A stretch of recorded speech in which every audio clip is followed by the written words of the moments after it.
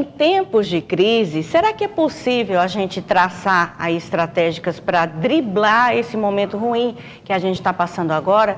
E quem conversa conosco aqui no estúdio é o consultor de empresas Fabiano Duarte. Bom dia, Fabiano. Bom dia, tudo bom? Muito obrigado. Seja bem-vindo. Na medida do possível, tá tudo bom, né? A gente tem que dizer que taca para poder melhorar mais ainda. Exatamente. Estava preocupado hoje de manhã, né? Rapaz, agora amanheceu, acabou aquela sim ou não. Pois e agora? é. Como é que o país vai ficar, né? Exatamente. O que é que eu vou falar na TV agora?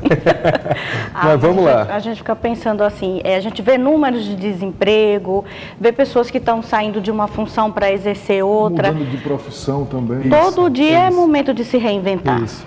Nós estamos passando um momento estritamente delicado no país. Mas eu queria chamar a atenção para uma situação muito regional. Nós estamos precisando inovar. As pessoas precisam inovar. E é isso que nós vamos tratar aqui um pouquinho, sobre essa questão da inovação, sobre a questão da mudança e da forma de conseguir atingir a venda, de mudar esse cenário da crise, né? Economicamente, como melhorar isso. A gente vai conversar sobre isso. Então, qual seria o primeiro passo, então, para a gente não ficar naquele comodismo, só reclamando? Por exemplo, pessoas que trabalham com vendas, como é que poderiam melhorar? A gente sabe que com certeza deve ter caído em tudo que é canto, vendedor de loja, tudo que é setor. Então, como é que eles poderiam fazer para mudar a estratégia e tentar vender mais? Bom, veja só, esse primeiro momento é importante que o empregador ele faça a seguinte situação: revise os seus custos de operação. Nós estamos encontrando muitas pessoas que estão, um empresário, ele revisa o custo. Aí ele fala, eu tenho 4 funcionários, vou demitir 2. Isso não é só reduzir o custo de operação. Custo de operação é você reduzir dentro da empresa no seu preço final.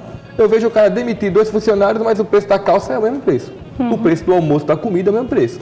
Eu consigo almoçar por R$14 aqui no Jacintinho, como consigo almoçar por 35 quilos no shopping. Então eu tenho que reeducar. É uma questão de reorganizar o processo.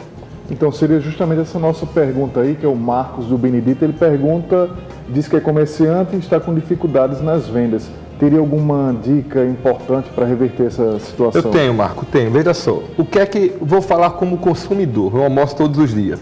Então, o que é que eu preciso? Eu preciso de mimo, eu quero um agrado. Se eu for almoçar no seu restaurante e você consegue um suco que é para ajudar o processo da minha alimentação e eu estou ganhando ali, você está fazendo um combo, uma promoção, e isso já muda o teu cenário. Então nós temos que chamar atenção, nós temos que dar agrado ao nosso cliente, e é assim que funciona. Alguns empresários pensam como despesa, não vou...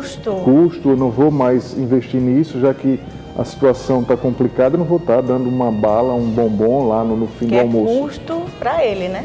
Eu concordo com o empresário quando fala que o custo é para ele. Ele fica com o custo, fica só para ele. Ele não consegue nem dividir comigo, como cliente. Então, assim, ele tem que entender o seguinte: nós temos hoje, Márcia e Fabiola, muitos empresários cabeça dura no mercado. Eles não abrem a mente para poder entender. Primeiro, respeita o teu funcionário, escuta a tua equipe, que tu vai conseguir atingir o resultado. Agora, ficar apenas reclamando de crise, colocando o preço do camarão do jeito que está para vender para o consumidor final, ele vai ficar lá. Olha, tem aqui uma pergunta da Maria Eduarda, aqui do Jacintinho. Ela disse que mudar de profissão seria uma saída para a crise? Na verdade, isso é muito relativo. Mudar de profissão, eu prefiro que você aperfeiçoe a sua profissão. Se você mudar de profissão, isso não quer dizer que você está fugindo.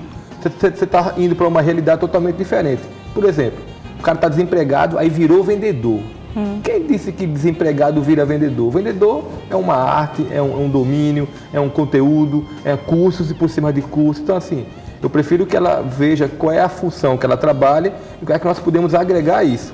Agora, tem pessoas que mudam de profissão. Vou dar um exemplo. Empregada doméstica. Desapareceu. Foi. Então, é melhor você ter uma diarista que vai na sua casa, ganha o seu dia, vezes 10, ela vai ganhar mais do que um mês, do que ela ser empregada doméstica. Então, isso é renovar.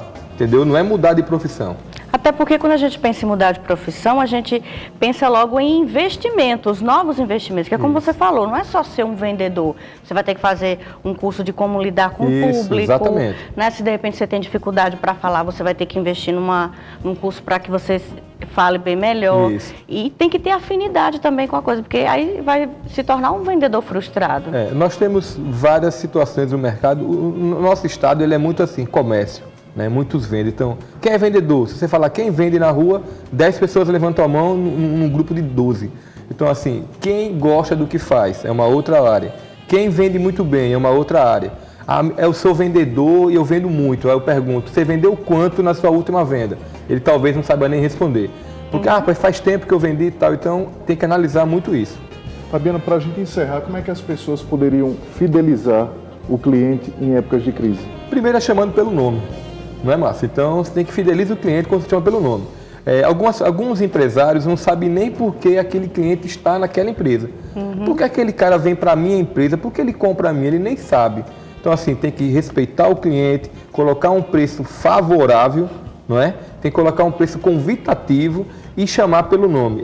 Hoje, eu te falo o seguinte, um menos é mais.